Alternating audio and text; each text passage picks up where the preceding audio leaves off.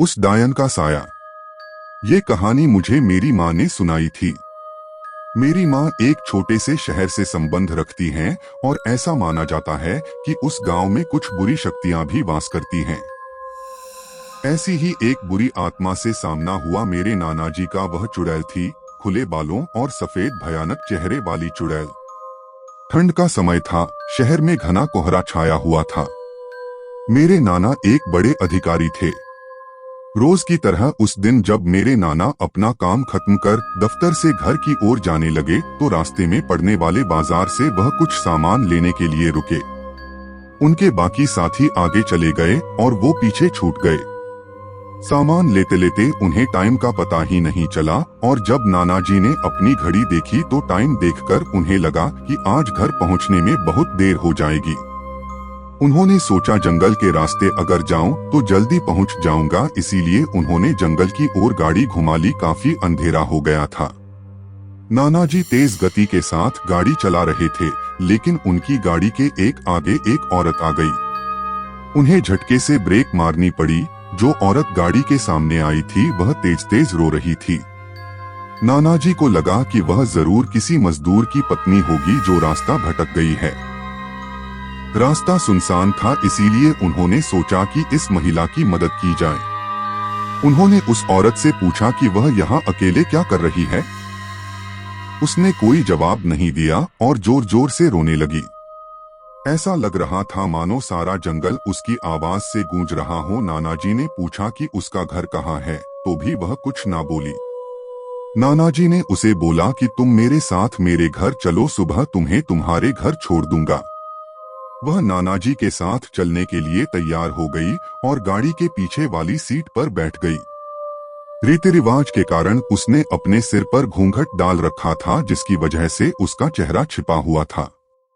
गाड़ी पर सब नाना जी का इंतजार कर रहे थे। जैसे ही गाड़ी की आवाज आई सब भागकर इकट्ठा हो गए। जब उस महिला के बारे में घर में पूछा गया तो नाना जी ने सारी कहानी बताई। नाना जी ने कहा आज खाना यही बना देगी। लेकिन मेरी माँ को उस महिला पर शक हो गया। उन्हें लगा कि यह कोई चोर है जो घर का सामान चुराकर भाग जाएगी। माँ ने उसे रसोई में जाकर खाना बनाने को कहा। वह बिना कोई जवाब दिए वहां से चली गई। रसोई में से अजीब से आवाजें आ रही थीं। बस रसोई में सारा सामान रखवाकर मेरी माँ ने उसे कहा कि सब भूखे हैं, इसीलिए जल्दी खाना बना दे। उसे रसोई में भेज तो दिया, लेकिन माँ का मन अभी भी शांत नहीं हुआ। 10 मिनट बाद माँ रसोई में पहुंची तो देखा अभी वह थैले में से मछलियां निकाल ही रही थी। यह देखकर माँ को गुस्सा आ गया। उन्होंने उसे बोला कि अभी तक तुमने खाना बनाना शुरू नहीं किया, कब बनेगा और कब हम खाएंगे।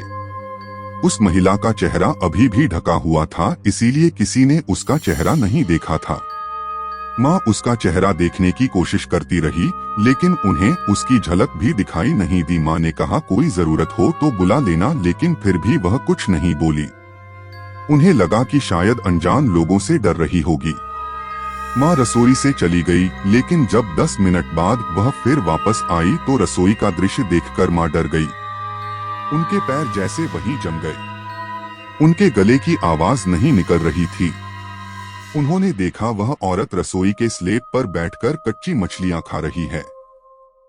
सारी रसोई में हड्डियां और मांस के टुकड़े बिखरे पड़े हैं। उसके सिर का घूंघट भी उतरा हुआ था। उसका चेहरा बेहद खौफनाक था। बाल बहुत बड़े और नाखून एकदम काले। वह मछलियां खाने में मगन थी, इसीलिए उसका ध्यान माँ पर नहीं गया। माँ भी चिल्लाई नहीं कि कहीं वह और ज्यादा खतरनाक न हो जाए। माँ ने एक थाल उठाया और वह चूल्हे में से जलता हुआ कोयला उठाकर उसकी तरफ दौड़ी। कोयला उस चुड़ैल पर फेंक दिया। आग की जलन की वजह से वह डायन तेज तेज आवाजें निकालने लगी। उसकी आवाज सुनकर सारा घर इकट्ठा हो गया। उसे आग दिखाकर घर से बाहर निकाला गया। उसकी आवाज इतनी तेज थी कि आसपास के लोगों का भी बाहर जमावड़ा लग गया। वह डायन लोगों की भीड़ को हटाते हुए जंगल की तरफ दौड़ी। सारे लोग डर के मारे कांप रहे थे और मेरी माँ की हिम्मत की दाद भी दे रहे थे कि अगर उन्होंने सही समय पर कोयले से उस डायन को भगाया नहीं होता तो ना जाने क्या हो जाता।